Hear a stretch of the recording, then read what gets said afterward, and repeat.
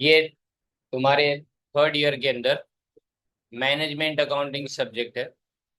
उसमें मैं अभी आपको बजटरी कंट्रोल समझाना स्टार्ट कर रहा हूँ। बजटरी कंट्रोल,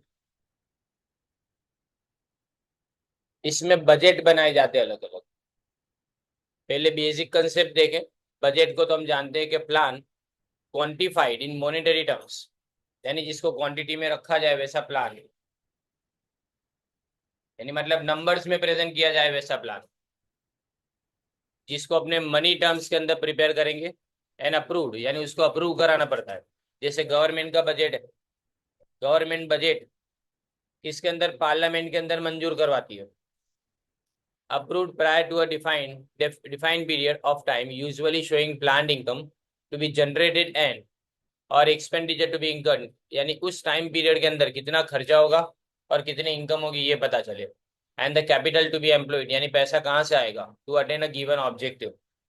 ये सीआईएमए टर्मिनोलॉजी है। And analysis of definition will bring out the following features of a budget. पहले तो एक तो मॉनेटरी टर्म्स के अंदर इसको यानी एक्सप्रेस किया जाता है, लेकिन फिजिकल यूनिट्स भी होते हैं कि कितना प्रोडक्शन करना है। फिर it is prepared prior to the period during which it will operate, यानी जिस टाइम पीरियड के लिए प्रिपेयर किया जाता है उसके पहले ये बनाया जाता है। पहले बजट बनाओ, उसके बाद में उस टाइम पीरियड के अंदर उसको इम्प्लीमेंट करो। It is approved by the management for implementation, उसको मैनेजमेंट अप्रूव करेगी यानी मंजूर कराएगी। यहाँ पे गवर्नमेंट का बजट नहीं है, ये बजट कैसा बजट है, ये अपनी कंपनी का बजट है, तो इसको मंजूर करेंगे कौन, management. And it is related to a definite future period. It indicates plan income and expenditure including capital expenditure during the period. देखो, इनकम एक्सपेंडिचर दो तरह के होते हैं, एक कैपिटल एक्सपेंडिचर और एक रेवेन्यू एक्सपेंडिचर। तो रोज का खर्चा भी इसके अंदर आ गया और कैपिटल एक्सपेंडिचर भी इसमें आ गया। It is prepare for the purpose of implementing the policy. Management जो पॉलिसी बनाती है उस पॉलिसी को इम्प्लीमेंट, यानी किस तरह से हम इफेक्टिव बनाएंगे उसके लिए।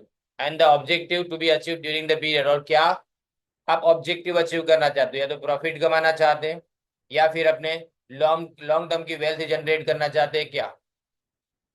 अब बजट में भी express in relation to time with short term and long term budget in relation to functions, यानी production budget, sales budget, cash budget, capital budget, ये सब बजट के अलग अलग टाइप से सारे बनाने, ये सब सिलेबस में। And in relation to behaviour, fix budget and flexible budget, ये फ्लेक्सिबल बजट भी आप बनाओगे। Budgetary control is a system of planning and accounting control through the use of budget. It is defined as the establishment of budgets relating to responsibilities of executives to the requirement of a policy. यानी policy को implement करने के लिए कितनी चीजें चाहिए वो सारी चीजें उस बजट के अंदर लिखी जाती है। And the continuous comparison of actual with budgeted results, either to secure by individual action the objective of that policy or to provide a basis for its revision। यानी मतलब ऑब्जेक्टिव अचीव करने के लिए हम ये बजट को बनाते हैं। कंपैरिजन, याद रखो, दो चीजें, तुमने बजट बनाया, एक्चुअल जो परफॉर्मेंस होता है वो शायद अलग होगा, तो दोनों को कंपेयर करने के लिए भी हम बजट को बनाते हैं। और नेक्स्ट टाइम जब नया बजट बनेगा तब पुराने बजट से जो गलतियां की गई है उस गलतियों को सुधार के हम नया बजट बनाएंगे। अब बजटरी कंट्रोल, उसके फीचर्स में देखो, एस्टेब्लिशमेंट ऑफ बजट, सबसे पहले बजट बनाना आता है इसके अंदर, और अलग अलग फंक्शनल बजट्स बनते हैं, वो सब एक दूसरे को कोऑर्डिनेट करके बनाए जाते हैं। फिर executive responsibility, executives have specific tasks to be performed and responsibilities to be discharged. These must be directed towards the attainment of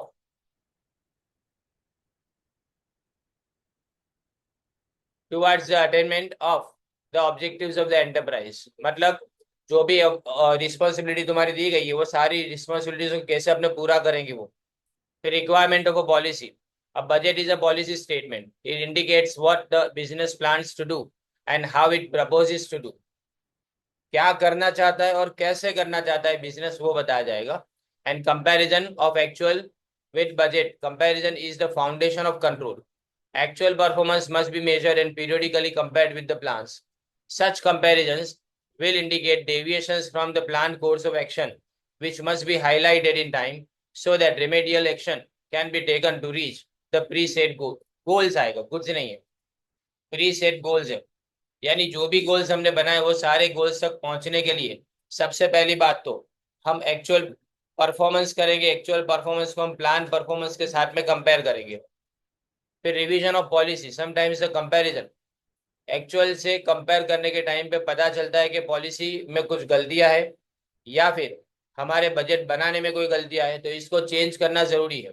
इसीलिए यहाँ पे लिखा गया है कि पॉलिसीज मस्ट बी फ्लेक्सिबल। अब हमारा मेन कंटेंट चालू होता है यहाँ से। देखो टाइप्स ऑफ बजट पूछेंगे ये। एक मास्टर बजट प्रिपेयर किया जाता है which in turn is broken into functional budgets. Budgets में भी classified as follows: basic budget and current budget, fix budget and flexible budget, master budget and functional budget. पहले basic budget. Basic budget हमेशा long term के लिए होता है, right, और उसके बेस के ऊपर अपने करंट बजट बनाते हैं। A basic budget is much broader in scope and less detailed than a current budget. It may be fixed or flexible. The basic data are not updated whenever there are changes in conditions such as increase in material price or wage rate. Material price का बढ़ना, wage rate का बढ़ना, ये सब उसमें update नहीं किया जाता। किसके अंदर? बेसिक बजट के अंदर। इसका मतलब उसमें बहुत कम वेरिएंसेस आते हैं, यानी यहाँ लिखा गया है the use of basic budget obscures operating variances, that is why for control purpose current budget are more useful. Obscures यानी इससे दूर रहा जाता है, यानी बहुत ज्यादा वेरिएंसेस नहीं आते, जबकि करंट बजट शॉर्ट पीरियड के लिए बनाया जाता है, एक साल के लिए नॉर्मली होता है, और वो भी करंट कंडीशन को ध्यान में रख के बनाया जाता है। That is average condition which are likely to prevail during the budget period. जो बजट पीरियड के अंदर हम देखेंगे उसी टाइम पीरियड के अंदर के लिए बनाया जाता है। जबकि फिक्स बजट जो है वो वॉल्यूम ऑफ आउटपुट कितना भी बढ़ाए या कम करे, या टर्नओवर कितना भी इंक्रीज या डिक्रीज हो, कोई फर्क नहीं पड़ता। The budget remains fixed over a given period and does not change with the change in the volume of production और level of activity attain. Normally such a budget is prepared in respect of expenses of a fixed nature. ये किसके लिए? Fix nature के expenditure, यानी मतलब जैसे कि depreciation, वैसे जो फिक्स नेचर का एक्सपेंडिचर है उसके लिए बनाया जाता है। As such this budget is of limited practical application, लेकिन इसका कोई ज्यादा यूज होता नहीं है। जबकि अगर हम बात करें फ्लेक्सिबल बजट की, अब flexible budget by recognising the difference in behaviour between fix and variable cost in relation to fluctuations in output or turnover is designed to change appropriately with such fluctuations. A flexible budget changes according to the levels of activity. Flexible budget बदलता है कैसे? Activity के बदलने के साथ ये flexible budget भी बदलेगा। अब आता है उसके बाद में master budget and functional budget. Master budget पूरे बिजनेस का बजट बनाया जाता है, वो समरी जैसा है, इसको समरी बजट भी बोलते हैं। It is a summary plan of the overall activities of the enterprises for a definite future period. It generally includes details relating to production आएगा, उसमें sales, stock, debtors, cash position, fix asset. Functional budget बनाया जाता है of income and expenditure, और उसमें production, sales और purchase को रखा जाएगा।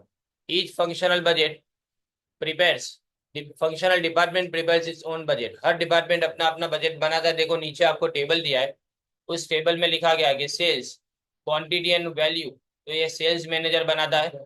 सेलिंग, वो भी सेल्स मैनेजर। प्रोडक्शन के लिए प्रोडक्शन मैनेजर बजट बनाएगा। पर्सनल यानी स्टाफ मैनेजर। फिर मटेरियल के लिए purchase manager. Administrative expense production करने वाले। Cash finance manager. Capital expenditure finance manager या तो चीफ एग्जीक्यूटिव ऑफिसर। और रिसर्च एंड डेवलपमेंट उसके लिए R&D मैनेजर होता है। ये मैथ द फॉलोइंग के अंदर पूछा जा सकता है। अब अपने सेल्स बजट से शुरुआत करेंगे, फिर उसके बाद में selling and distribution cost budget है। सेल्स बजट अलग है, वो यूनिट में होता है, लेकिन selling and distribution cost budget वो रुपीज में होता है। उसी तरह से प्रोडक्शन बजट है, लेबर एंड मेन पावर यानी वेजिस का बजट आएगा, मटेरियल बजट आएगा, production cost budget, cash budget आएगा और फ्लेक्सिबल बजट आएगा। सबसे सिंपल जो है ना वो तुम्हारा फ्लेक्सिबल बजट है। तो मैं पहले फ्लेक्सिबल बजट की थियरी समझाता हूँ, जो पेज नंबर 4 के ऊपर है, और उसके बजट को प्रिपेयर करना अपने स्टार्ट करेंगे आज से। देखो flexible budget is also called variable budgeting और slide scale budgeting.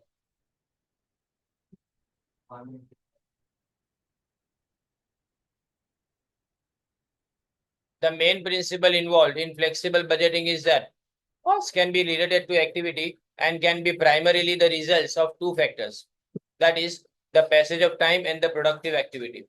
The concept of cost variability gives three categories of cost. देखो तीन तरह की कॉस्ट होती है, आपने ऑपरेटिंग कॉस्टिंग में देखा था, फिक्स कॉस्ट, वेरिएबल कॉस्ट और सेमी वेरिएबल कॉस्ट।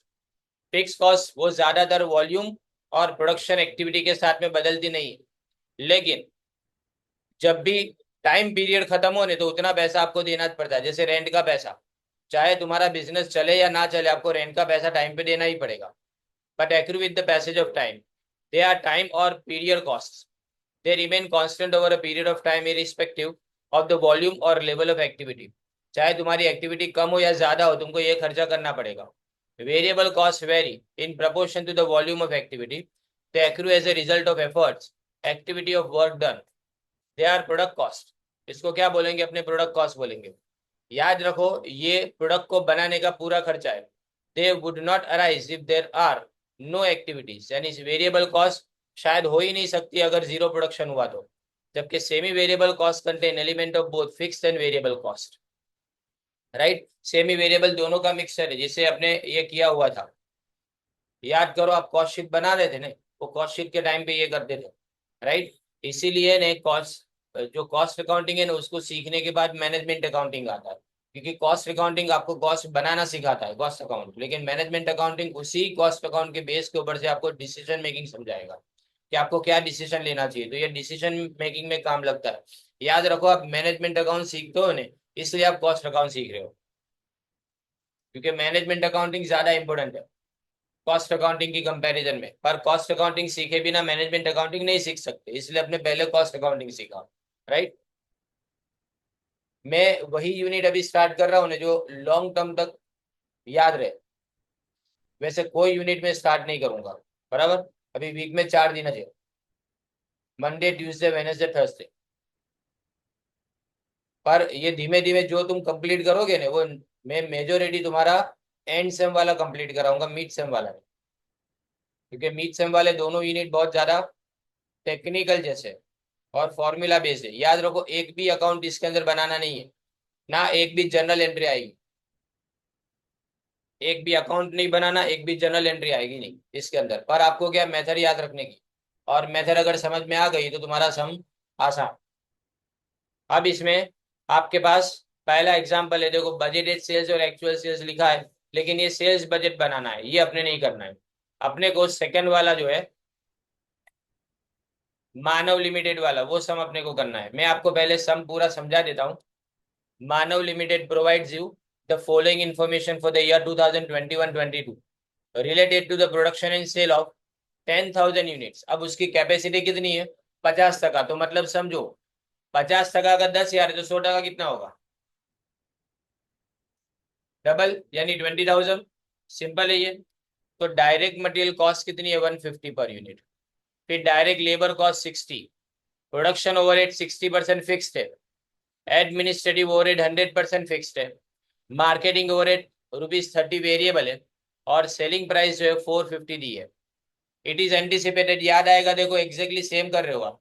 जो कॉस्ट शीट के अंदर अपने करते थे ना, एस्टिमेटेड कॉस्ट शीट टेंडर बनाते थे, वैसा ही अपने को इसके अंदर करना है। लेकिन इट इज एंटिसिपेटेड कि 2022-23 के अंदर all direct cost will increase by 10%, variable production overheads will increase by 20%, fixed production and administrative overhead will increase by 10%, and variable marketing overhead will decrease by ₹2 per unit।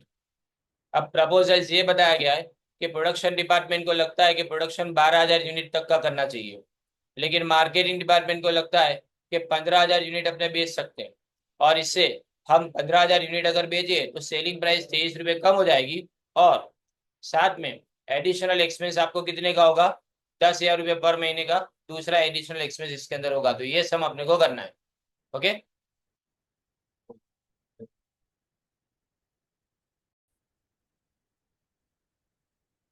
ये अपना जो first question है flexible budget का, देखिए Manav limited provides you the following information for the year 2023-24, यानी ये past year की information है। इनका प्रोडक्शन और सेल 10,000 यूनिट्स है, पर उन्होंने अपनी कैपेसिटी को 50% यूटिलाइज किया है। तो अगर हम यहाँ पे ये देखें तो फुल कैपेसिटी उनकी कितनी होगी, यानी मतलब अगर वो 100% पे काम करना चाहते हैं तो 100% पे वो काम कैसे करेंगे देखें। 100% अगर आपको ढूंढना है तो आप इस तरह से ढूंढेंगे कि 10,000 इंटू 100 डिवाइडेड बाय अभी 50%, तो इसका मतलब उनकी कैपेसिटी है 20,000 यूनिट्स को प्रोड्यूस करने की। 100 उनकी फुल कैपेसिटी, यहाँ पे जितना दिया है 50 वो अपने यहाँ लिखा, अपॉन में लिखा, तो आपको 20,000 यूनिट्स मिलेंगे। ओके। अब डायरेक्ट मटेरियल कॉस्ट आपको 150 दिया है, डायरेक्ट लेबर कॉस्ट आपको 60 दिया है, फिर प्रोडक्शन ओवरहेड 60% फिक्स लिखा है, एडमिनिस्ट्रेशन ओवरहेड 100% फिक्स्ड है, मार्केटिंग ओवरहेड 30 रुपीज वेरिएबल और सेलिंग प्राइस 450 दिया है। इट इज एंटिसिपेटेड दैट 2024-25 के अंदर जितनी भी कॉस्ट है वो 10% इंक्रीज होगी। Variable production overheads will increase by 20%, fix production and administration overheads will increase by 10%, और वेरिएबल मार्केटिंग ओवरहेड्स वो डिक्रीज हो जाएगी 2 रुपये पर यूनिट। अब ये सब तो आपको 24-25 का है, पर अभी करंट क्या चल रहा है उसके बारे में अपने सबसे पहले बजट बनाएंगे। तो पहला बजट इसका बनेगा, देखिए वेरिएबल कॉस्ट में हम जो भी वेरिएबल आइटम्स है जैसे कि मटेरियल कॉस्ट, तो सबसे पहले अपने डायरेक्ट मटेरियल लिखेंगे, पर यूनिट कितना है 150। तो अगर 150 को 10,000 से मल्टीप्लाई करो तो मुझे मिलेगा 15 लाख, 10,000 से मल्टीप्लाई करने से। यहाँ भी कुछ नहीं लिखना है। फिर दूसरा डायरेक्ट लेबर, तो डायरेक्ट लेबर कितना दिया है 60 रुपीज, यहाँ पे 60 लिखूं और उसको अगर मैं मल्टीप्लाई करूंगा तो 6 लाख रुपए आएंगे।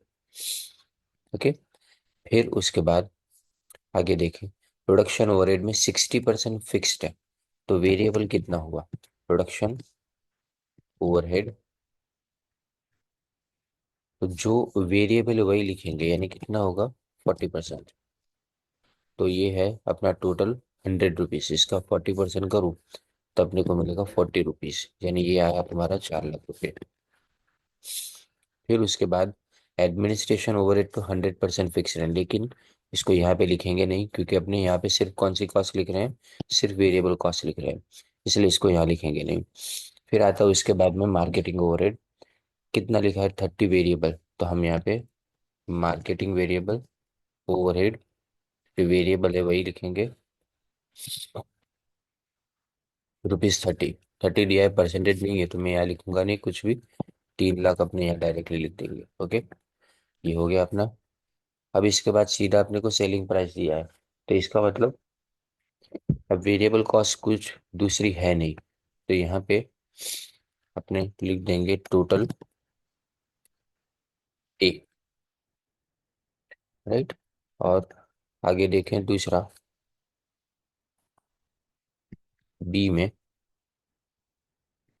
फिक्स्ड ओ कॉस्ट लिखेंगे, fix cost one by one लिखते जा रहे हैं। देखें फिक्स कॉस्ट में सबसे पहली डायरेक्ट मटेरियल डायरेक्ट लेबर तो हो गया, प्रोडक्शन ओवरहेड में 40% वेरिएबल है, तो इसका मतलब बाकी का जितना भी है तो वो अपने कहाँ लिखेंगे, 60% यहाँ पे लिखेंगे।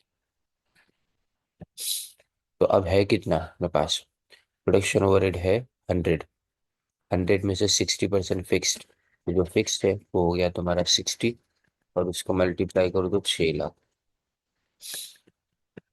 Then after marketing overhead 30 rupees variable है, एडमिनिस्ट्रेशन ओवरहेड 100% फिक्स्ड है, तो ये 100% फिक्स वाला पहले लिख देते हैं, एडमिनिस्ट्रेशन ओवरहेड।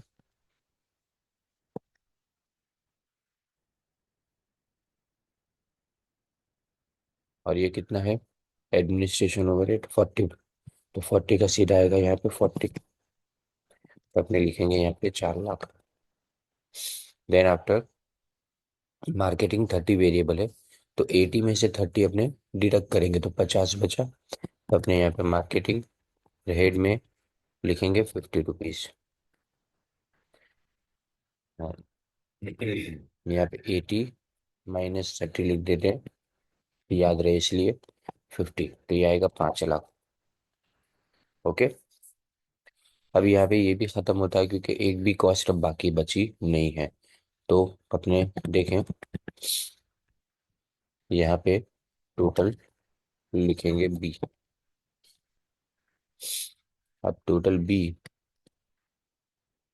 तो हम सब इनका टोटल कर लेते हैं। देखिए पहले 150 प्लस उसके बाद में 60 प्लस 40 प्लस 30, वो आता है 280, यानी 28 लाख। राइट, ये कौन सी कॉस्ट हो गई तुम्हारी, सारी वेरिएबल कॉस्ट हो गई। अब इसके बाद में अपने इसका टोटल करें तो ये आएगा 150, और एक 15 लाख आएगा ये।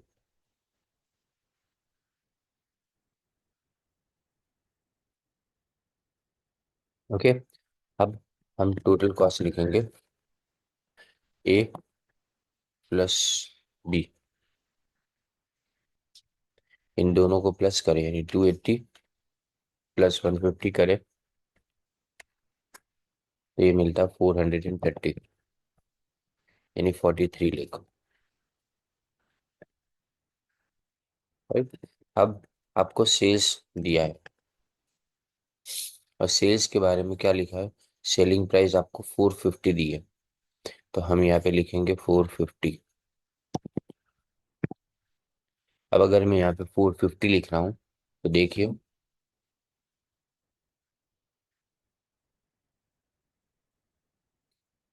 450 यानी 45 लिखा आएगा।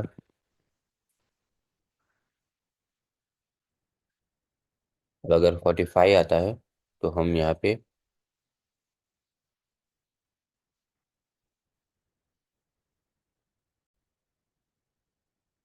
अपने प्रॉफिट लिखेंगे, जो दोनों का डिफरेंस है वो 20 रुपीज प्रॉफिट है, यानी 2 लाख रुपए का तुम्हारा प्रॉफिट हो गया।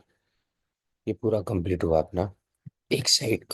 अब आगे क्या लिखा गया है जरा चेक कर लेते हैं।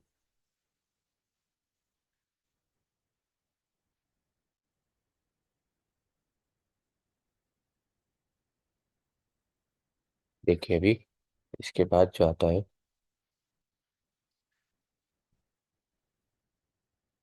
हम्म, आगे ये पूछा गया है कि प्रपोजल्स फॉर द ईयर 2024-25, लेकिन 24-25 के लिए सबसे पहली बात तो सारी डायरेक्ट कॉस्ट 10% इंक्रीज हो जाएगी। वेरिएबल प्रोडक्शन ओवरहेड भी इंक्रीज हो जाएगा 20%, फिक्स प्रोडक्शन और एडमिनिस्ट्रेशन ओवरहेड इंक्रीज हो जाएगा 10%, और वेरिएबल मार्केटिंग ओवरहेड डिक्रीज हो जाएगा 2 रुपीज। राइट। तो ये सबको ध्यान में रख के अपने को क्या करना है, अपने को ये वर्किंग अपने सारे करेंगे। देखो सबसे पहले डायरेक्ट कॉस्ट,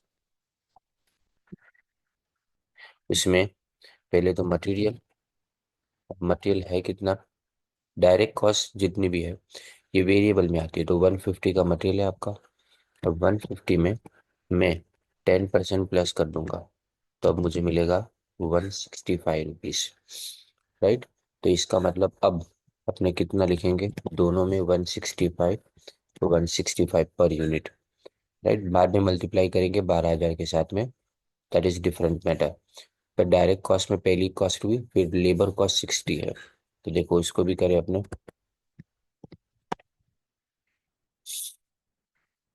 60 में भी अपने क्या करेंगे, प्लस करेंगे 10%, तो ये आएगा 66। कितना आएगा, 66। तो अपने यहाँ पे दोनों जगह पे 66, 66 लिखेंगे। बराबर। उसके बाद आगे क्या बताया गया है कि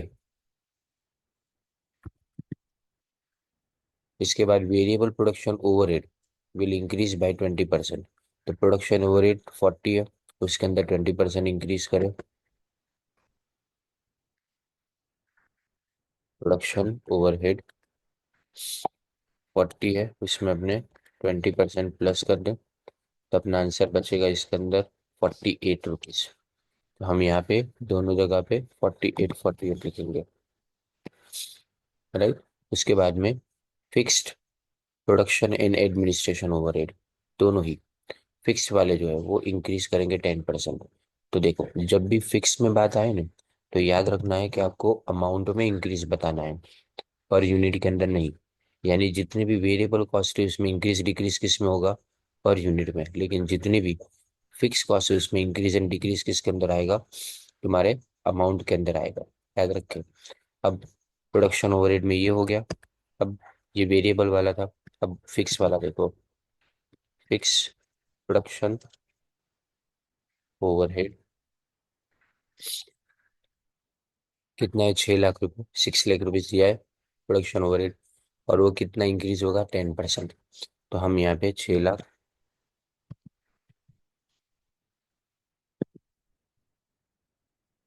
इसमें 10% प्लस कर देंगे तो अपना आंसर बनेगा ये 6,60,000।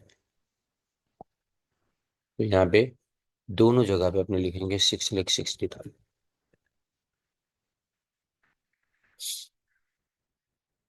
ओके। सेम ऐसा ही फिक्स्ड एडमिनिस्ट्रेशन ओवरहेड के अंदर है।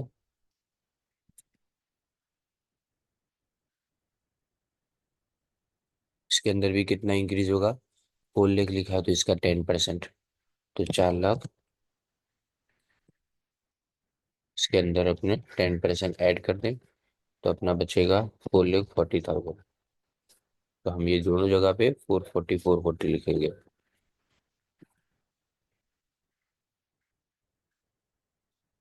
राइट।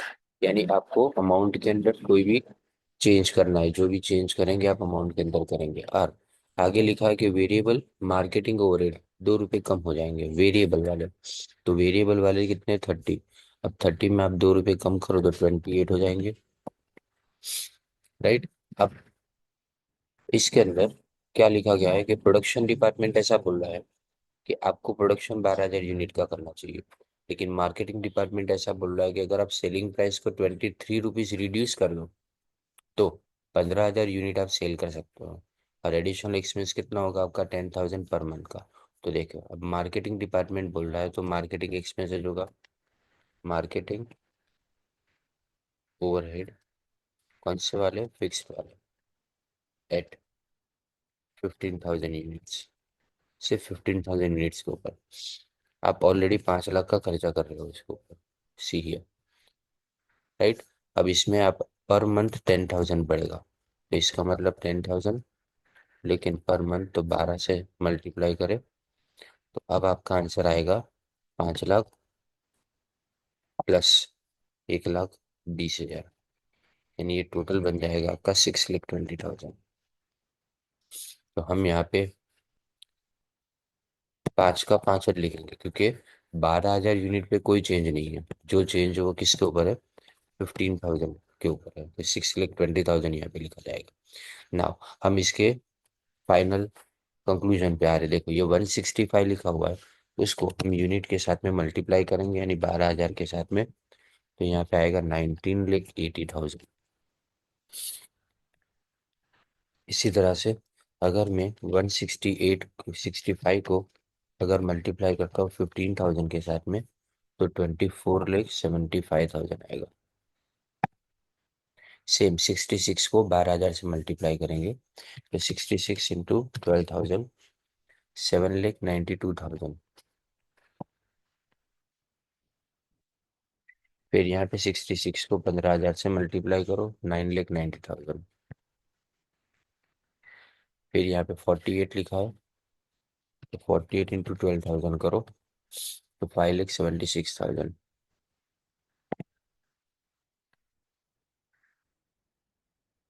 यहाँ पे भी 48 इंटू 15,000 करेंगे तो 7,20,000। सिमिलरली यहाँ 28 है, इसको भी अपने 12,000 से मल्टीप्लाई करेंगे इंटू 28 तो 3,36,000। और यहाँ पे हम 28 को मल्टीप्लाई करें 15,000 के साथ में तो 4,20,000। 420 प्लस 720 प्लस 990 प्लस 2475, इन सबका टोटल करो तो यहाँ पे कॉस्ट आती है तुम्हारी 46,05,000। राइट। और इन सब का टोटल करें तो 165 प्लस 66 प्लस 48 प्लस 28, ये आता है 307। ओके, 307 आएगा ये। सेम यहाँ पे भी 307 रहेगा, क्योंकि दोनों में कोई चेंज नहीं है पर यूनिट में।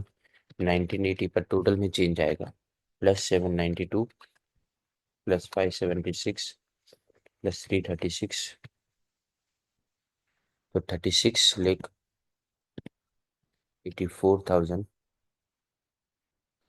राइट। अब इसी तरह से अपने यहाँ पे देखो, आपके पास अमाउंट है और अपने पर यूनिट फाइंड आउट करना है, तो इसका मतलब अब डिवाइड किया जाएगा। तो 660 को मैं डिवाइड करता हूँ 12,000 यूनिट के साथ में, तो मुझे यहाँ पे मिलेगा 55।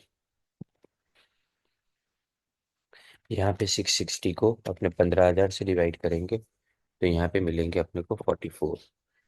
सेम यहाँ पे देखो, 440 डिवाइडेड बाई 12,000 करें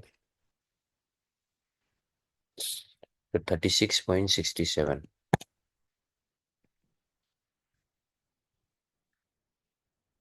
और यहाँ पे 440 को 15,000 से डिवाइड करें तो 29.33। यहाँ पे 5 लाख लिखा है तो 5 लाख को डिवाइडेड बाई 12,000 करें तो 41.67।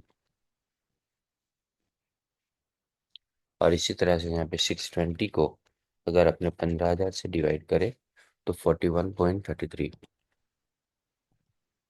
अब इन तीनों का भी अपने प्लस करना है, तो हम देखो प्लस करें तो यहाँ पे आता है 41.33 प्लस 29.33 और प्लस 44, 114.66, राइट। और यहाँ पे अपने देखें तो 55 प्लस 36.67 प्लस 41.67, तो 133.34।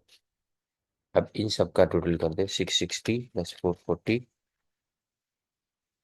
प्लस 5 लाख, ये आएगा 16 लाख। और यहाँ पे आएगा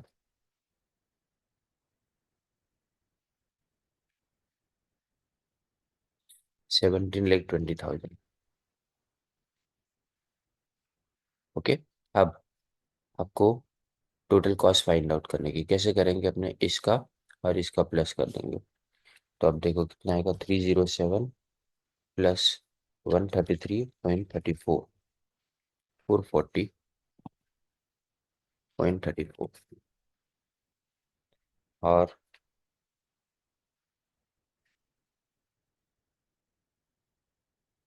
ये आएगा आपका 52,84,000। इसी तरह से यहाँ पे 307 प्लस 114.66, तो 421.66।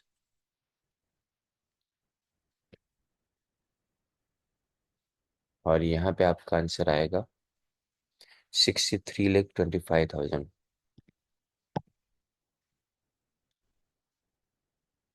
अब सेलिंग प्राइस यहाँ तो सेम रहती है, लेकिन ये जो 15,000 है उसमें लिखा है कि कितनी सेलिंग प्राइस रिड्यूस करेंगे, अपने 23 रुपीज़ रिड्यूस करेंगे।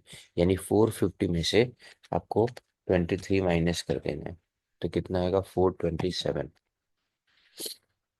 राइट। अब इसको आप 15,000 से मल्टीप्लाई कर दो तो 64,05,000। और इसमें से माइनस करो 6326, तो 79,000 का आपका पर। और यहाँ पे पर यूनिट की बात करें तो 427 में से 421.66 माइनस कर दो तो 5.34। सेम यहाँ पे 450 से अपने 12,000 को मल्टीप्लाई कर देंगे तो ये आएगा 54 लाख। इसमें से अपने 52,84,000 को माइनस कर दें, 1,16,000। और 450 माइनस 440.34 करें तो 9.66 ये तुम्हारा पर यूनिट का प्रॉफिट हुआ, राइट। अगर कोई ऐसा बोले कि मार्केटिंग ओवरहेड में 120 जो लिखा गया है हमने एडिशनल लिखा, वो अगर एडिशनल अपने अलग से लिखना चाहे तो अलग से लिखोगे फिक्स कॉस्ट में तो भी चलेगा, क्योंकि ये आपको पर यूनिट नहीं बोला गया है, यानी आपको फिक्स कॉस्ट बोला गया है। यानी 10,000 का खर्चा हो ही जाएगा 10,000 का, दैट मीन्स कि अपने को इसको फिक्स कॉस्ट की कैटेगरी में लिखना है, राइट। तो ये याद रहे, ये डायरेक्ट कॉस्ट का हुआ।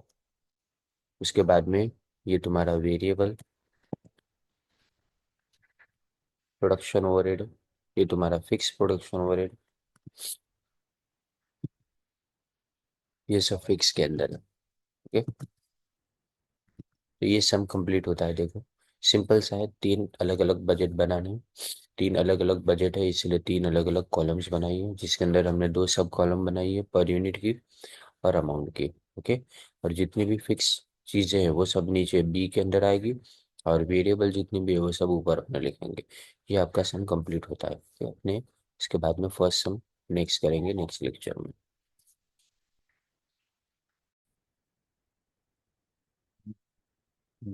अपना सेकंड जो क्वेश्चन स्टार्ट कर रहे हैं अपने फ्लेक्सिबल बजट अभी भी चल रहा है।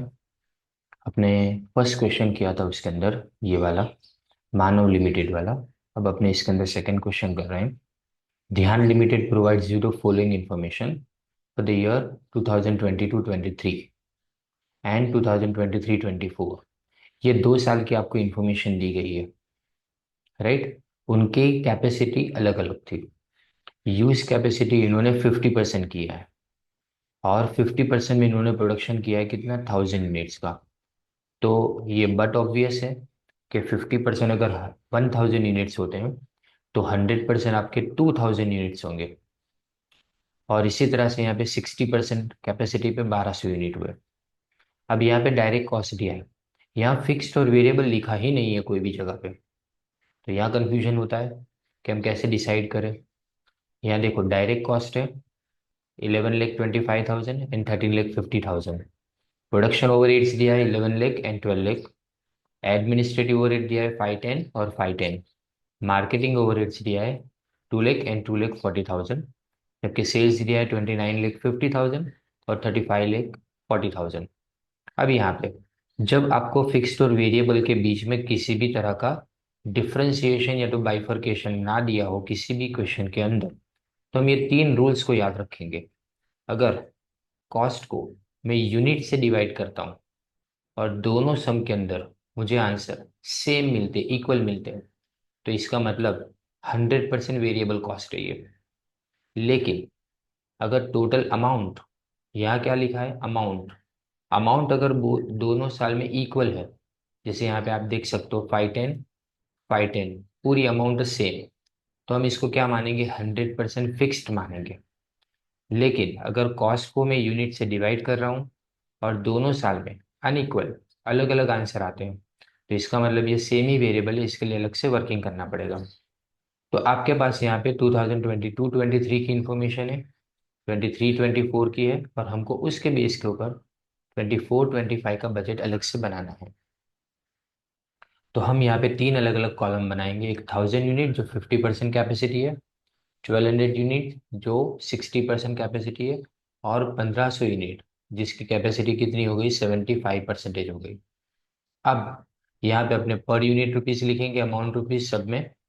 आप देखिए सबसे पहले आपके पास डायरेक्ट कॉस्ट है। रूल क्या है कि कॉस्ट को जब कॉस्ट अलग अलग हो तो की बात है। जहाँ पे कॉस्ट अगर इक्वल हो तो फिक्सेड समझ लेना है। लेकिन जहाँ पे कॉस्ट अलग अलग हो तो हम कॉस्ट को यूनिट के साथ डिवाइड करेंगे। देखिए यहाँ पे कॉस्ट को अगर मैं यूनिट से डिवाइड करता हूँ तो मतलब मैं अगर 11,25,000 को 1000 से डिवाइड करता हूँ, 11,25,000 को अगर मैं 1000 से डिवाइड करता हूँ तो आंसर मिलेगा मुझे 1125, दैट इज 1125। सिमिलरली दूसरे साल में भी अपने देखे, हम 13,50,000 को 1200 के साथ डिवाइड करेंगे, 1350 को 1200 के साथ में। यहाँ पे भी आंसर क्या मिलता है आपका, 1125। अब देखो आपने पहला रूल पढ़ा कि अगर कॉस्ट को यूनिट से डिवाइड करो तो दोनों साल में आंसर अगर इक्वल आते हैं तो ये क्या हो गया, 100% वेरिएबल हो गया। तो इसका मतलब 1125 वेरिएबल कॉस्ट हो गई। तो हम क्या करेंगे, डायरेक्ट कॉस्ट को सीधा वेरिएबल की कॉलम में लिख देंगे। देखिए 1125 यहाँ पे भी लिखा, 1125 यहाँ पे भी लिखा, और जो बजट हमको बनाना है उसमें भी अपने सेम જ रखेंगे, क्योंकि ये कॉस्ट पर यूनिट चेंज नहीं होगी। क्योंकि वेरिएबल का रूल क्या है कि वेरिएबल में हम कभी भी पर यूनिट कॉस्ट को चेंज नहीं करेंगे, और फिक्स के अंदर अपने टोटल अमाउंट को कभी चेंज नहीं करेंगे। इट अब ये एक कॉस्ट आपकी डायरेक्ट कॉस्ट हो गई। अब प्रोडक्शन ओवरहेड देखें। प्रोडक्शन ओवरहेड में भी देखो अलग अलग कॉस्ट है दोनों में, एक में 11 लाख है, दूसरे में 12 लाख है। तो हमको क्या करना पड़ेगा, उसको यूनिट से डिवाइड करें। 11 लाख को मैं 1000 से डिवाइड कर रहा हूँ, 12 लाख को मैं 1200 के साथ डिवाइड कर रहा हूँ। तो यू कैन सी हियर कि आपको दोनों आंसर अलग अलग मिल रहे हैं। यहाँ पे 1100 आता है, यहाँ पे 1000 आता है। तो इसका मतलब ये हो गया तुम्हारे लिए सेमी वेरिएबल कॉस्ट। अब जब सेमी वेरिएबल है तो इसका मतलब एक पार्ट ऐसा होगा जो फिक्स्ड होगा और एक पार्ट ऐसा होगा जो वेरिएबल होगा। तो हमको यह सपोज करना है, देखें ए को अपने फिक्स कॉस्ट मानेंगे, लेकिन जब भी आप फिक्स कॉस्ट मानो तो फिक्स कॉस्ट तो अपने क्या मानेंगे, अमाउंट लिखेंगे। पर यूनिट नहीं होती फिक्स कॉस्ट ऑलवेज अमाउंट होती है, फुल अमाउंट। और बी जो है वो वेरिएबल कॉस्ट है, तो ये पर यूनिट हो गया। अब 22-23 के अंदर आप 50% कैपेसिटी में 1000 यूनिट्स को प्रोड्यूस करते हो। तो ए तो आपका अमाउंट है, यानी वो तो फिक्स ए आ गया। लेकिन ये जो 1000 यूनिट है उसको आपको पर यूनिट यानी बी के साथ में मल्टीप्लाई करना पड़े। तो इसका मतलब कितना हुआ, 1000 बी हमको लिखना पड़ा। ए तुम्हारी फिक्स कॉस्ट, और 1000 क्यों, क्योंकि यूनिट 1000 है, और बी पर यूनिट है तो पर यूनिट के साथ में उसको मल्टीप्लाई किया। तो आपको यहाँ पे जो क्वेश्चन में लिखा है 11 लाख, वो 11 लाख टोटल आंसर बनेगा आपका। यानी A plus 1000 B is equal to 11 lakh, ये आंसर बना। इसी तरह से 2023-24 में भी ए तो फिक्सड रहेगा, लेकिन अब आपके यूनिट कितने हो जाते हैं, 1200 यूनिट हो जाते हैं। तो 1200 यूनिट्स उसको पर यूनिट यानी बी के साथ में मल्टीप्लाई करो, तो 1200 बी आ जाएगा। और वो कॉस्ट आपकी कितनी है जो क्वेश्चन में दिया है, 12 लाख, वो 12 लाख अपने यहाँ पे लिखेंगे। अब आपको इन दोनों का एलिमिनेशन करना है। एलिमिनेशन करने के लिए हम क्या करेंगे, दोनों इक्वेशन को साथ में रखेंगे।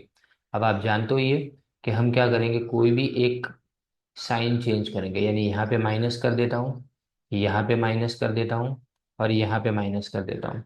आप देख सकते हो ये ए और ए दोनों कैंसिल हो जाएंगे। अब ये 1200, उसमें से अगर मैं 1000 को माइनस करता हूँ तो मुझे 200 मिलेगा। इसी तरह से 12 लाख में से ये 11 लाख को माइनस करूंगा तो I get 1 lakh rupees, right. अब ये 1 लाख को 200 के साथ डिवाइड करो, यानी हम लिखेंगे कि बी इज इक्वल टू, हम क्या लिखेंगे, 1 लाख को डिवाइड करेंगे किसके साथ में, 1 लाख को डिवाइड करना है आपको 200 के साथ में। तो आप अगर इसको 200 के साथ में डिवाइड करेंगे तो यू विल गेट 500 रुपीज, यानी 500 रुपया पर यूनिट आया। क्योंकि बी हमेशा क्या होता है, पर यूनिट होता है, इसलिए हम पर यूनिट यहाँ लिखेंगे। अब अपने रीसब्स्टिट्यूट करेंगे वैल्यू बी, बी का आंसर आपका 500 आया। अब ये दो में से किसी भी इक्वेशन में आप लिख सकते हो, मैंने ए में लिखा है तो 1 में लिखा है, सॉरी। तो 1 के अंदर ए अपने को पता नहीं है, 1000 ये जो है वही लिखा हमने 1000 को, लेकिन 1000 के साथ जो बी है उसका आंसर हमने फाइंड आउट किया, उसकी जगह हमने क्या लिख दिया, 500 लिख दिया, 500। तो 500 इंटू 1000 करूँ तो कितना आएगा, 5 लाख, जो हम यहाँ से माइनस करेंगे। एक करेक्शन कर लेता हूँ मैं यहाँ पे 11 लाख है, राइट। तो 11 लाख में से 5 लाख अगर माइनस करूंगा तो आई गेट 6 लाख रुपीज। ये मेरा आंसर आया ए और बी का आंसर, ए और बी का आंसर है। अब आपको कितनी परसेंट कैपेसिटी यूज करनी है, आपको कैपेसिटी यूज करनी है 75%। तो 75% कैपेसिटी, इसका मतलब आपको 1500 यूनिट के लिए बाकी का बनाना है। तो आपके लिए ए तो सेम ही रहेगा फिक्स, लेकिन बी डिपेंड करता है यूनिट के ऊपर। तो अब यूनिट कितने हो गए आपके, 1500। तो ए आप 3 लाख लिखोगे, सॉरी 6 लाख, जो ऊपर आंसर आया वो। और यहाँ पे 1500 को 500 से मल्टीप्लाई करेंगे, 500 कौन से, ये वाले 500 को यहाँ पे मल्टीप्लाई किया, तो 7,50,000 आपका आंसर आता है। तो अब दोनों मिला के 6 लाख प्लस 7,50,000 आपकी टोटल कॉस्ट बन गई। लेकिन हम जानते हैं इसमें से ए फिक्स कॉस्ट के लिए है, राइट? तो 6 लाख अपने कहाँ लिखेंगे? फिक्स कॉस्ट में लिखेंगे। और 500 अपने कहाँ लिखेंगे? वेरिएबल कॉस्ट पर यूनिट में अपने लिखेंगे इसको। तो देखिए अपने इसको यहाँ पे लिखा है, देखो ये 500 वेरिएबल जो है वो सब में 500 लिख दिया। लेकिन जो फिक्स्ड है वो सब में अमाउंट की कॉलम में लिखेंगे 6 लाख, 6 लाख और 6 लाख।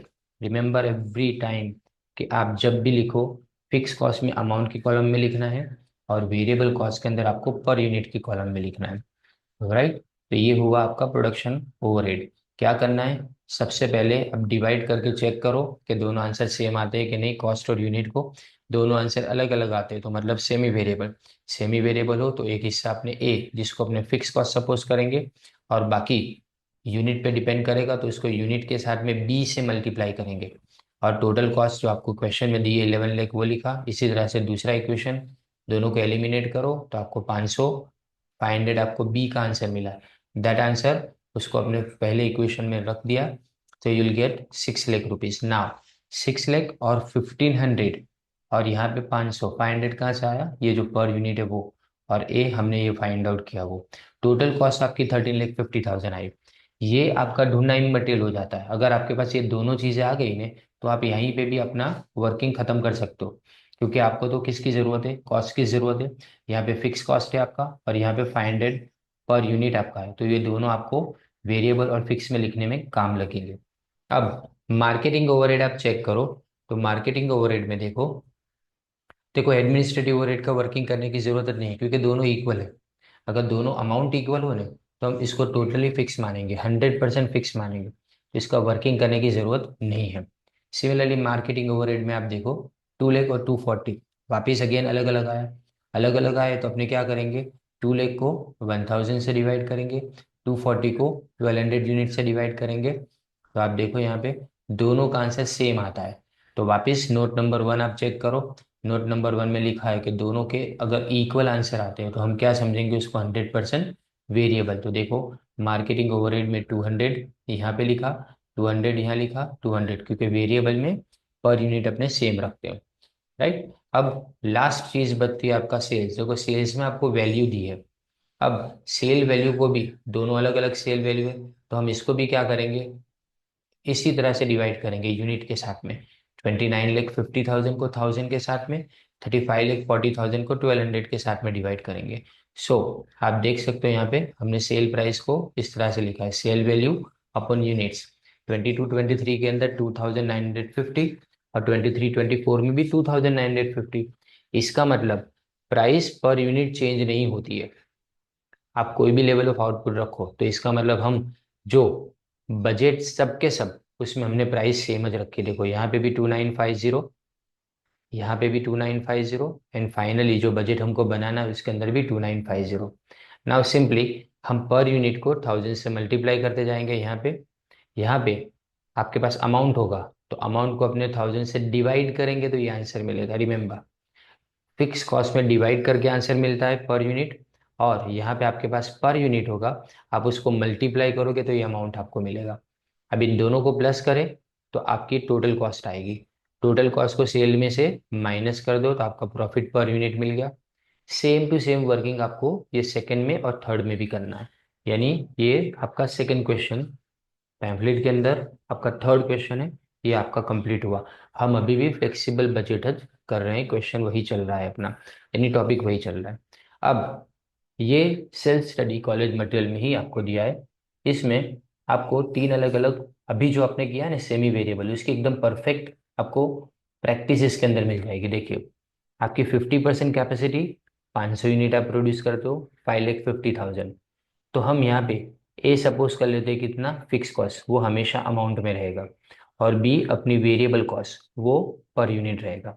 तो आगे जैसे इक्वेशन बना है वैसे ही 50% कैपेसिटी यानी 500 यूनिट्स के लिए A plus 500 B is equal to जो आपको टोटल अमाउंट दिया है वो, यानी 5,50,000।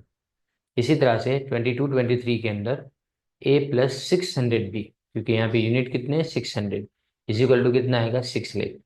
वापस उसको एग्जैक्टली सेम एलिमिनेट करेंगे अपने। एलिमिनेट करने के लिए हम क्या करेंगे नॉर्मली, देखें, एलिमिनेट करने के लिए यहाँ पे अपने माइनस की साइन लगाएंगे, या 500 के नीचे माइनस की साइन लगाएंगे, 5,50,000 के नीचे माइनस की साइन। अब ये तो दोनों कट हो गए, लेकिन 600 में से 500 जाएगा तो कितना बचेगा आपका 100। इसके बाद में 6 लाख में से 550 जाएगा तो आपका बचेगा कितना 50,000। अब ये 50,000 को ये 100 से मैं डिवाइड करूँ तो मुझे 500 पर यूनिट मिल जाएगा, राइट। अब वापिस b इज इक्वल टू 500 को अपने कोई भी दो में से कोई भी इक्वेशन में रख सकते हैं। मैं इक्वेशन नंबर 1 में रखता हूँ a+500 इंटू 500। ये 500 कहाँ से आया, जो तुमने यहाँ पे फाइंड आउट किया वो 500 हमने यहाँ पे रखा। तो 550 में से अब 5×5 = 25 यानी 2,50,000 को माइनस करो तो आपका इक्वेशन बन गया 3 लाख।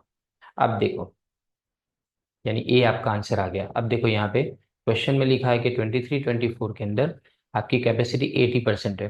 अब जरा दिमाग लगाना है कि 50% अगर 500 होगा, 60% अगर 600 होगा, तो ऑब्वियसली 80% कितने यूनिट्स होंगे, 800 यूनिट्स होंगे। तो इसलिए यहाँ पे 800।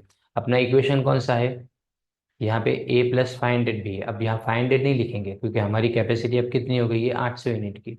हम यहाँ पे लिखेंगे a+800 भी। अब ए, उसकी वैल्यू हमने फाइंड आउट की, कितना फाइंड आउट किया हमने, उसकी वैल्यू 3 लाख रुपए फाइंड आउट की, राइट। तो हम यहाँ पे ए की वैल्यू लिखेंगे 3 लाख रुपए, जो आपके पास ए की वैल्यू है वो लिखेंगे।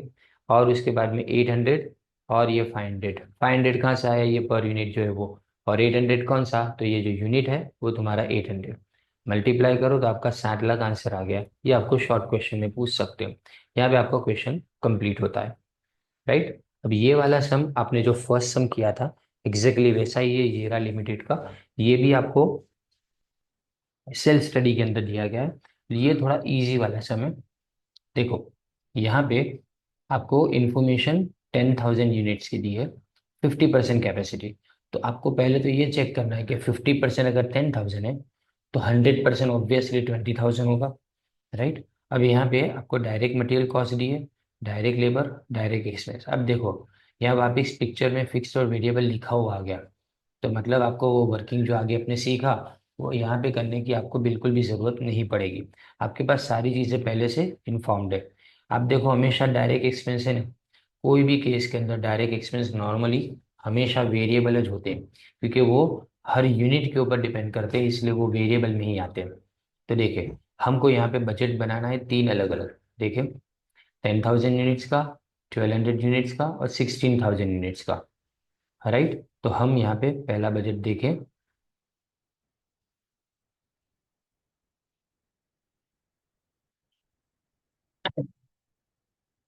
हम यहाँ पे बजट प्रिपेयर करें 10,000। पहले आप याद रखो, पहली लाइन कंप्लीट करने के बाद में बाकी की दोनों लाइन आप कभी भी कैसे भी कंप्लीट कर सकते हो। पहले अपने पास जो इन्फॉर्मेशन है उसको देखो, यहाँ 120 लिखा है तो देखो ये 120 आ गया। उसके बाद में दूसरे में 50 है तो हमको 50 लिखना है। यहाँ पे 10 लिखा है तो हमको यहाँ पे 10 लिखना है, क्योंकि डायरेक्ट एक्सपेंस में सब में अपने वेरिएबल समझेंगे। इसका मतलब तीनों तीन अपने वेरिएबल कॉस्ट के अंदर लिखेंगे, अपने इसको फिक्स कॉस्ट में नहीं लिख सकते। अब आगे इसके बाद में प्रोडक्शन ओवरहेड के बारे में क्या लिखा है, 60% फिक्स्ड है। पहले तो 100 है, तो 100 में से अगर, तो अपने क्या करें 60% फिक्स, तो 60% फिक्स का मतलब 60 रुपीज हुआ इस बजट के लिए। अब 60 को हमने लिख दिया यहाँ पे। अब 100 में से 60% यानी 60 हुए, तो बाकी के 40% क्या हो जाएंगे आपके, वेरिएबल हो जाएंगे। तो वो आएंगे आपके 40। वो आपके कितने आएंगे, 40 आएंगे। अब ये 40, ये आपका 60, मतलब क्या हुआ कि ये दोनों को अगर अपने 10,000 से मल्टीप्लाई करेंगे तो 4 लाख एंड 6 लाख, यानी आपका जो 10 लाख रुपए का टारगेट है वो यहाँ पे कंप्लीट होता है। फिर एडमिनिस्ट्रेशन ओवरहेड 80% फिक्स्ड है।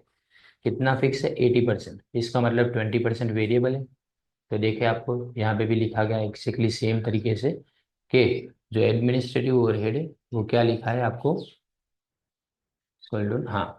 तो एडमिनिस्ट्रेटिव ओवरहेड 80%। अब आपको एडमिनिस्ट्रेटिव ओवरहेड दिए कितने, आपको 150 दिए, तो 150 के ऊपर आप 80% करो।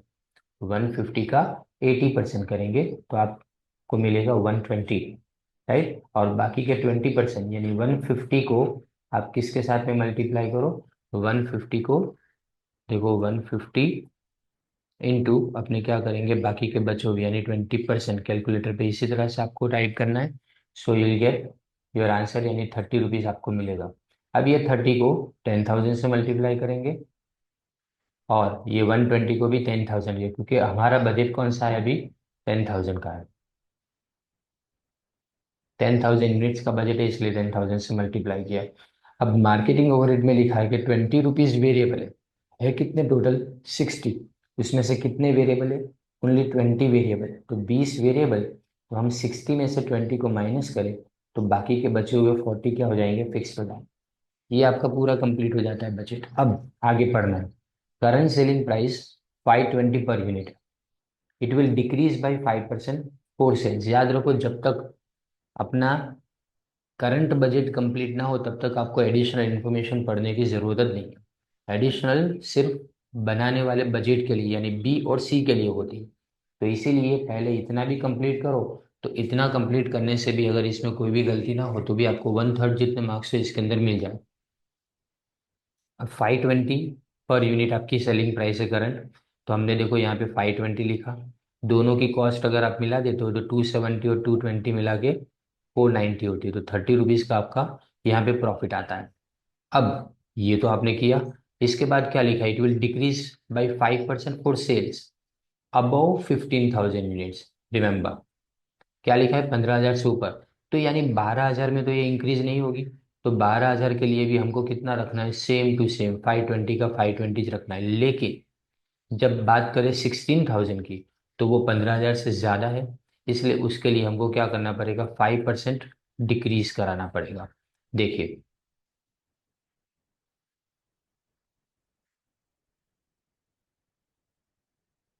हम्म तो देखिए यहाँ पे 5% अपने को डिक्रीज करना है।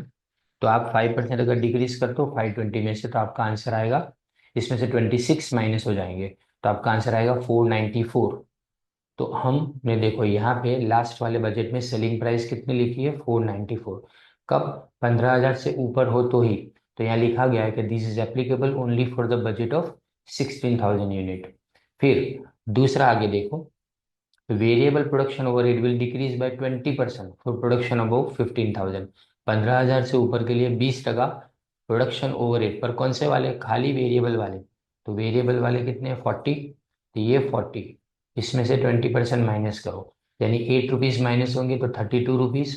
लेकिन ये भी किसके लिए, 15,000 से ऊपर के लिए, मतलब सिर्फ 16,000 वाले यूनिट्स के लिए ये जी एप्लीकेबल होंगे, बाकी के लिए नहीं होंगे। तो देखो बाकी यहाँ पे प्रोडक्शन ओवरहेड 40 है, 12,000 में भी हमने 40 रखा, लेकिन जब 16,000 की बारी आई तो हमने 32 रखा। अब यहाँ पे दूसरा कोई भी कुछ चेंज नहीं होता, तो अगर कोई भी चेंज ना आए तो वेरिएबल कॉस्ट में पर यूनिट रिपीट करते जाओ। देखो सब में 120 रिपीट किया, यहाँ 50 50 50 रिपीट किया, यहाँ पे 10 10 10 रिपीट किया, यहाँ पे 30 30 और 30 और यहाँ पे 20 20 और 20 रिपीट किया।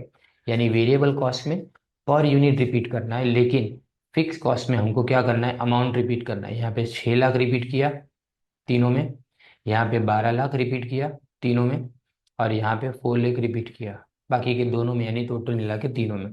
अब आपको करना क्या है, ये 120 लिखा, पर यूनिट को मल्टीप्लाई करेंगे यूनिट के साथ में, और अमाउंट है यानी फिक्स कॉस्ट को हम डिवाइड करेंगे, यानी 6 लाख को डिवाइड करेंगे 10,000 के साथ में, यू विल गेट 60। कितना मिलेगा आपको, 60 मिलेगा। इसी तरह से 12 लाख को भी आप 10,000 से डिवाइड करो 120, 4 लाख को भी आप 10,000 से डिवाइड करो तो 40। ऐसे ही यहाँ पे 6 लाख को डिवाइड करेंगे अब यहाँ नए यूनिट यानी 12,000 के साथ में, 12 को 12,000 के साथ में और 4 लाख को 12,000 के साथ में। इसी तरह से यहाँ पे 6 लाख को इनके यूनिट यानी 12,000 16,000 से अपने डिवाइड करेंगे। So will get these answers. याद रखो ए और बी दोनों का टोटल अलग अलग दिखाना है, फिर उसके बाद में ए प्लस बी कर देंगे, और जो आंसर आएगा उसको अपने सेल्स उसमें से ये टोटल कॉस्ट को माइनस करेंगे, यू विल गेट प्रॉफिट। और यहाँ पे आपके सम्स फ्लेक्सिबल बजट के सारे खत्म होते हैं, राइट। तो 3 सम आज अपने किए और एक सम में आगे, यानी टोटल मिला के 4 सम्स हमने कंप्लीट किए। ओके, तो अब नेक्स्ट लेक्चर के अंदर अपने कैश बजट और प्रोडक्शन यूनिट में और प्रोडक्शन कॉस्ट बजट बनाना सीखेंगे। Thank you.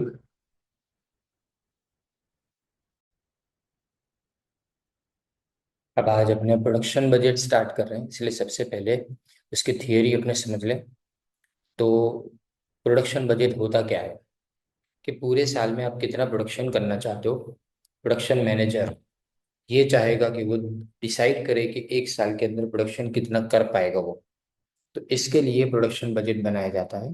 प्रोडक्शन बजट बनाना काफ़ी सिंपल होता है। देखिए, पहले तो this is prepared by production manager and shows the quantity of the products to be made, to he made नहीं to be made, the department which will produce them and the time within which the production will take place।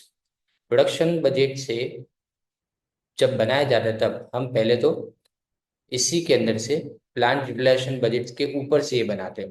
Then we shows the extent of utilisation of plant and machinery. ये budget क्यों important है? इससे पता चलता है कि हर machine का utilisation कितना हुआ, और अगर कैपेसिटी इनसफिशिएंट है, मतलब जितना प्रोडक्शन करना चाहिए उतना नहीं हो पा रहा है, तो एक्स्ट्रा शिफ्ट के अंदर काम करना पड़ेगा। तो या तो नई मशीन लगानी पड़ेगी, ये सारे ऑप्शंस, या फिर कौन सा आउटपुट कितना पोर्शन वो हम प्लांट के बाहर यानी दूसरों के पास से अपने मैन्युफैक्चर करवाएंगे। लेकिन अगर कैपेसिटी आइडल रहती है यानी कि बेकार पड़ी रहती है, तो हम यहाँ पे अलर्ट हो जाएंगे कि भाई क्यों इस तरह से हो रहा है, और एडिशनल सेल्स वॉल्यूम कैसे बढ़ाया जाए, हम कैसे सेल्स को बढ़ाने की कोशिश करें जिससे प्रोडक्शन भी बराबर से हो पाए।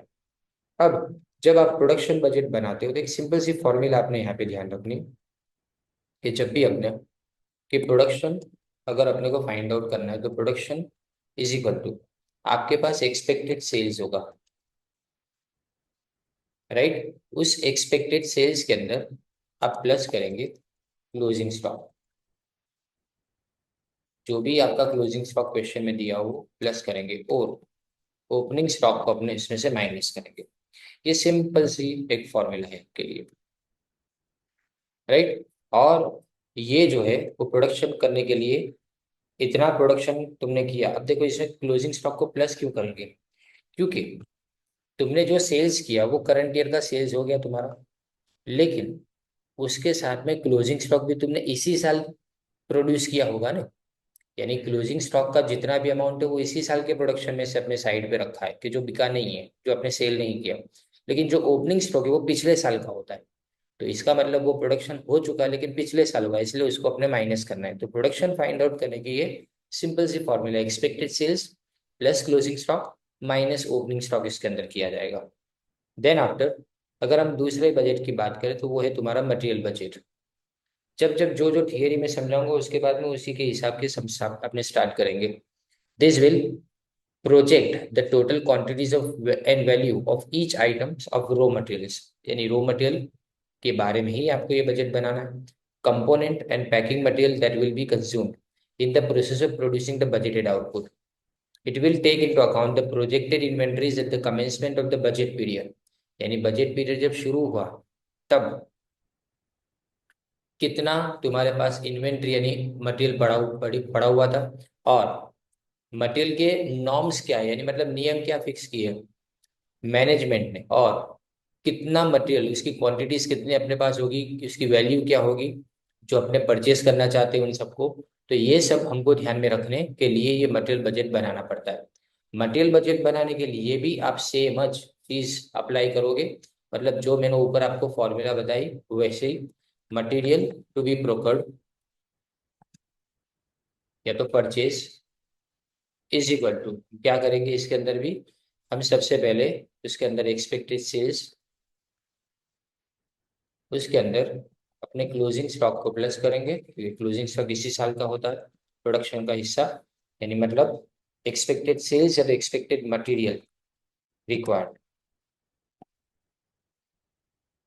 फिर उसके बाद में प्लस क्लोजिंग स्टॉक, और इसके बाद में से ओपनिंग स्टॉक अपना माइनस करेंगे क्योंकि ओपनिंग स्टॉक तो तुम्हारा ये करंट ईयर का नहीं हुआ, वो पिछले साल का होता है, राइट। तो यही फॉर्मूला आपने दोनों में यूज करनी है।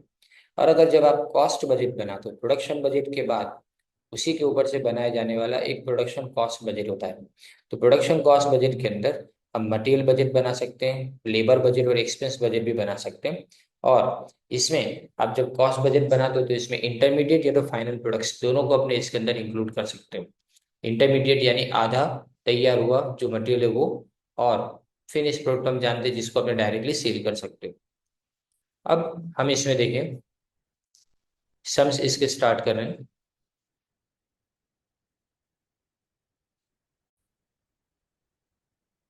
तो आपको मैं सबसे पहले एक बेसिक लेवल का सम बता दूं। इसके अंदर देखिए, ये मटेरियल बजट भी है इसके अंदर, ये वाला फोर्थ क्वेश्चन है जो पैम्पलेट के अंदर दिया गया है वो। तो इसमें देखो, for the 2023-24, the year 2023-24, जेसीडी limited वो प्लान कर रही है कि वो 1,08,000 यूनिट सेल करेगी, यानी उसका सेल एक्सपेक्टेड सेल्स कितना है, 1,08,000 यूनिट का of a certain product in the first quarter, पहले क्वार्टर में। सेकेंड क्वार्टर में 1,20,000, यानी 3 महीने का सेल है। 1,32,000 थर्ड क्वार्टर में, और 1,56,000 वो आपको कब लिखा गया है, फोर्थ क्वार्टर के अंदर। लेकिन एक 138 यूनिट्स भी दिए हैं जो आपको first quarter of the following year, यानी आने वाले साल के पहले क्वार्टर के लिए है। At the beginning of the first quarter 18,000, यानी ये स्टॉक में, इसका मतलब ये आपका ओपनिंग स्टॉक हुआ 18,000 units. At the end of each quarter, अब क्लोजिंग स्टॉक के लिए कुछ बताया गया है, ध्यान से पढ़िएगा इसको। Each quarter the company plans to have an inventory equal to 1/6 of the sales for the next quarter, यानी आने वाले क्वार्टर में होने वाले सेल्स का कितना करेंगे, अपने 1/6 करेंगे। तो इसका वर्किंग सबसे पहले देखें, यहाँ देखो क्वार्टर लिखा है, फिर एक्सपेक्टेड सेल्स लिखा है, उसके बाद में ओपनिंग स्टॉक लिखा है, और उसके बाद में आपका क्लोजिंग स्टॉक दिया है। ओके, तो देखिए क्वार्टर वन के अंदर 1,08,000 है, ये आपका एक्सपेक्टेड सेल्स जो आपको क्वेश्चन में दिया है। 18,000 ओपनिंग आपको यहाँ पे दे दिया है, वो भी आपको फाइंड आउट नहीं करना है। लेकिन सेकेंड क्वार्टर में आपके पास भले 1,20,000 दिया है, देखो ये सेकेंड क्वार्टर का 120 आपको दिया है, वो तो हमने लिख लिया। अब प्रॉब्लम के यहाँ पे ओपनिंग कहाँ से लाए, तो ओपनिंग के लिए हम क्या करेंगे, ध्यान दें, ये जो लिखा है उसको बराबर से आप वापिस पढ़े कि हर क्वार्टर के एंड के अंदर 1/6 जो टोटल सेल्स है वो क्लोजिंग स्टॉक, लेकिन नेक्स्ट क्वार्टर की, यानी मतलब इसका क्लोजिंग स्टॉक फाइंड आउट करना हो, यानी क्वार्टर वन का क्लोजिंग स्टॉक, तो क्वार्टर टू के सेल्स का अपने 1/6 करेंगे। क्वार्टर वन का क्लोजिंग स्टॉक फाइंड आउट करना हो तो क्वार्टर टू के सेल्स का अपने 1/6 करेंगे। इसी तरह से क्वार्टर टू का क्लोजिंग स्टॉक फाइंड आउट करना हो तो क्वार्टर थ्री उसके सेल्स का अपने 1/6 करेंगे, यानी नेक्स्ट क्वार्टर के सेल्स का अपने 1/6 करेंगे। इसी तरह से अगर क्वार्टर थ्री का क्लोजिंग स्टॉक फाइंड आउट करना हो तो आप क्वार्टर फोर के सेल्स का 1/6 करेंगे, और क्वार्टर फोर का फाइंड आउट करना हो तो 1,38,000 जो नेक्स्ट क्वार्टर के आपको ऑलरेडी दिए गए फॉलोइंग ईयर, बराबर, तो उसके 1/6 अपने को करना पड़ेगा।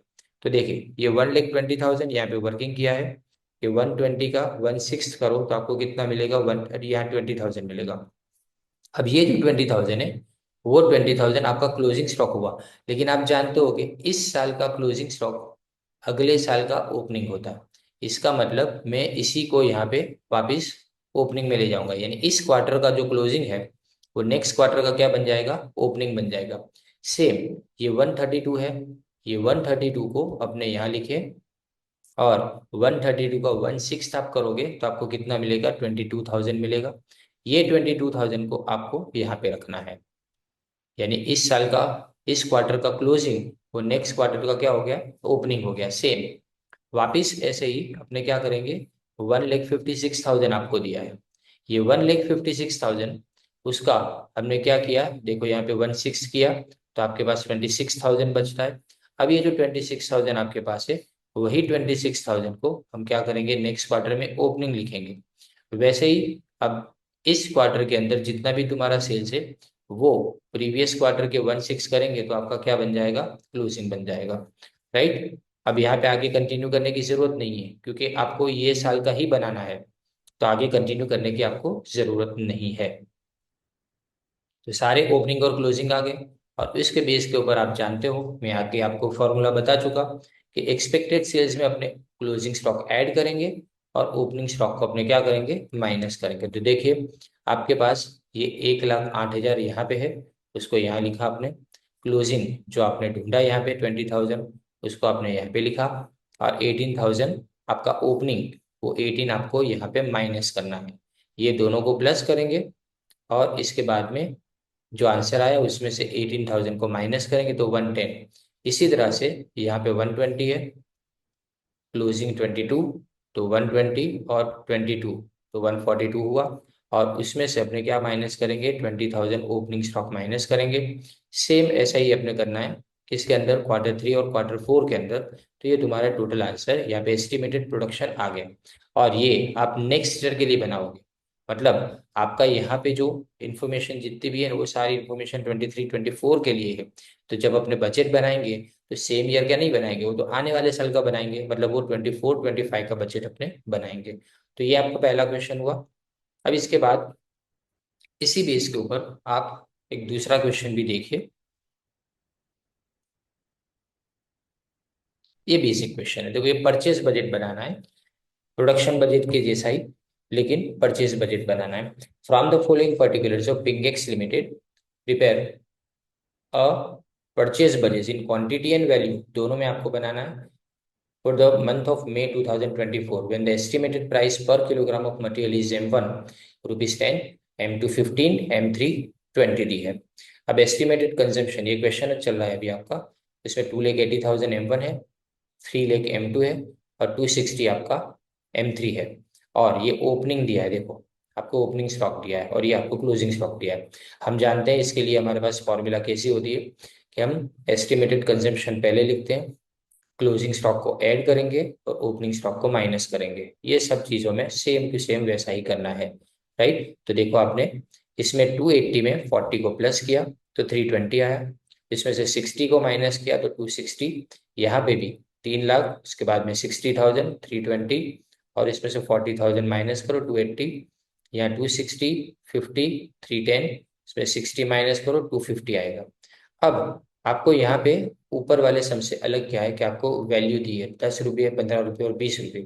तो यहाँ पे 10 रुपये, 15 रुपये और 20 रुपये, इनकी वैल्यू को अपने तुम्हारे टोटल परचेज के साथ में मल्टीप्लाई करेंगे। So what ever you get, ये आपका टोटल कॉस्ट ऑफ मटेरियल आ गया, राइट। अब total cost of material purchase कितना होगा, 26 लाख, 42 लाख एंड 50 लाख। ये तीनों का प्लस करो तो आपको मिलेगा 1,18,00,000 टोटल।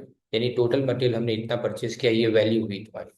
ये वैल्यू फाइंड आउट की, ये तुम्हारी क्वांटिटी है, ऊपर जो फाइंड आउट किया आपकी क्वांटिटी है, ओके। ये पिंकेक्स लिमिटेड का ये वाला सम भी हुआ। अब और दूसरे सम से वो अपने नेक्स्ट वीडियो में देखेंगे।